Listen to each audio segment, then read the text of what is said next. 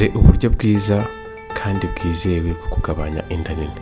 Abakobwa benshi n'abagore babangamirwa no kubyibuha inda, yewe ugasanga nabwo atanejejwe nuko yambara umwenda akaberwa, ariko byagera ku nda akabona ko habura ikintu.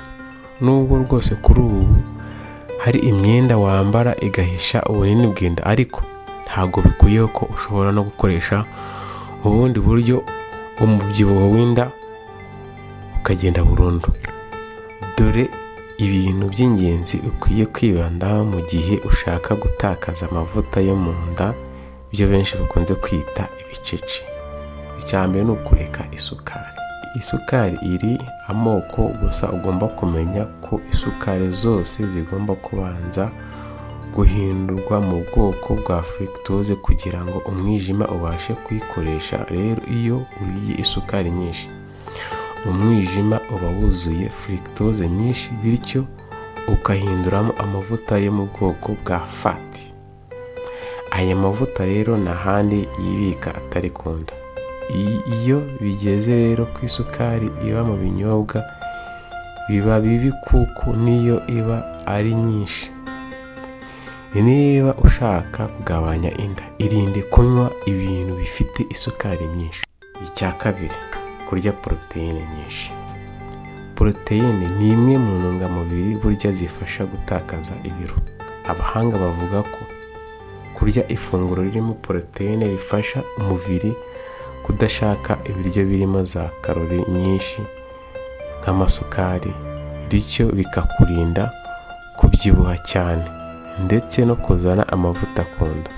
Rero ni byiza mu gihe ushaka gutakaza amavuta yo ku nda ko ugomba kurya ifunguro ryiganjemo za poroteyine nk'amata, amagi, imboga n'ubunyobwa n'ibinyampeke. Icya gatatu, irinde ifarini.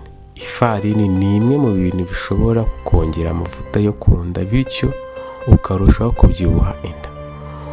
Ubwo aha turavuga nka za keke, imigati, capati ndetse n'ibindi byose bikozwe mu ifarini. Kureka ibiryo birimo ifarini burundu bishobora kugabanyiriza inda mu buryo utatekerezaga. Icya kane ni siporo.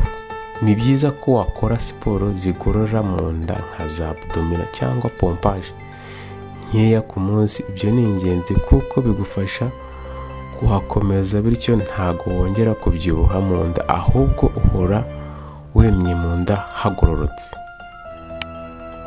Icya gatanu, kurya imboga n'imbuto.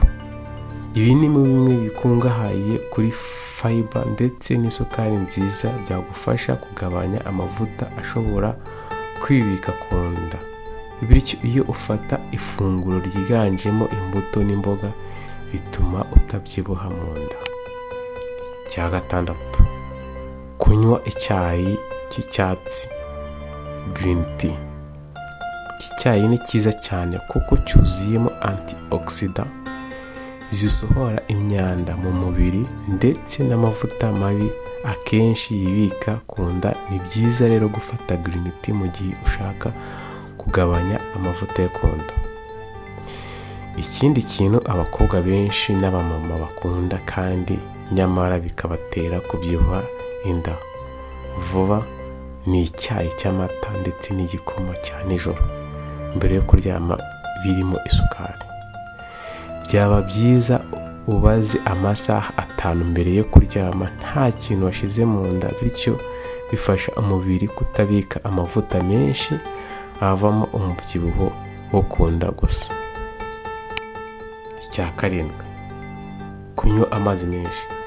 Ni byiza kuzirikana ko amazi ari ubuzima ndetse anabasha mu kugabanya amavuta menshi ari ku mubiri. Niba koko ushaka kugira mu nda zero, amazi yagire inshuti yawe magara. Murakoze cyane, mugire umunsi mwiza, Imana ibarinde.